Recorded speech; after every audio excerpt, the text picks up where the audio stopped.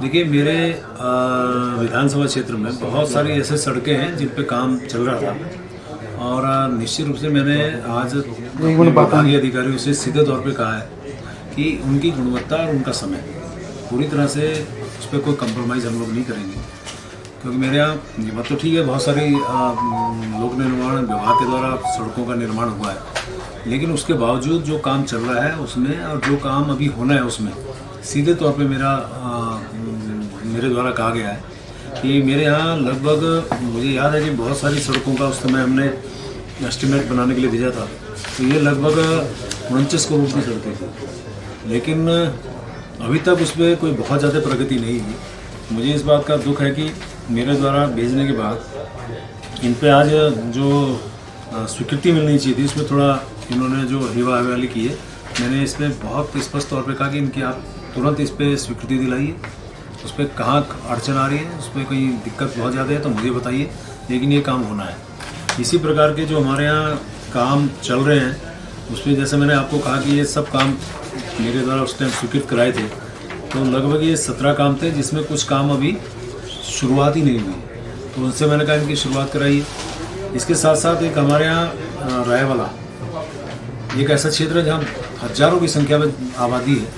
और वहाँ मिलिट्री का भी हमारे यहाँ जो कैंप है वहाँ पे खांड गांव है, ये तमाम पूरे गांव के लोग और जो हमारा मिलिट्री कैंप है, मुझे ऐसा लगता है कि जब ऋषिकेश से कर्णप्रयाग की रेलवे लाइन का काम पूरा होने के बाद रेलवे बहुत तेज़ी से दौड़ेगी तो हमेशा वहाँ पे फाटक की समस्या आएगी, वो बंद रहेगा। आज भी उससे लोग परेशान हैं, तब उससे और ज़्यादा परेशान होंगे, तो उसमें आरओबी बनाने की मैंने बात की है।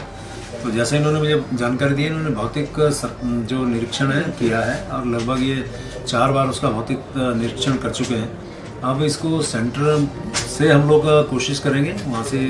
जो हमारा सेंटर का फंड है उसके माध्यम से इसमें मिले ताकि इसमें काम शुरू हो। तो उसी प्रकार श्यामपुर फाटक मेरे यहाँ बहुत बड़ी समस्या है, हालांकि लोक निर्माण में ना हो के वह NHI में, उस पर भी मैं अपने चाहे मुख्य सचिव हूँ चाहे अन्य अधिकारी हूँ, मेरी उनसे चर्चा हुई है और उसका ही जो औपचारिकताएँ हैं वो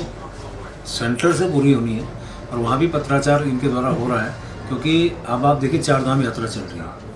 और फिर कावड़ यात्रा हमारे यहाँ चलती है और तमाम यात्री 12 महीने चलता, भीड़ बहुत होती है और लगातार श्यामपुर फाटक बंद होने के कारण बहुत समस्या आती है। माननीय मुख्यमंत्री जी घोषणा में भी है, तो उस पर भी हम कोशिश कर रहे हैं कि श्यामपुर फाटक पे कोई ओवरब्रिज जल्दी बने ताकि जनता को राहत मिले और जो यातायात की समस्या चाहे 4 धाम को यात्रा के दौरान हो, चाहे कावड़ यात्रा के दौरान हो या अन्य सामान्य तौर पे हो, तो उससे निजात जनता को मिल सके, ये हमने प्रयास किया। और साथ में मैंने बहुत स्पष्ट तौर पे जैसे पहले भी कहा, गुणवत्ता और समय इसका विशेष रूप से ध्यान रखें, ये मैंने कहा है।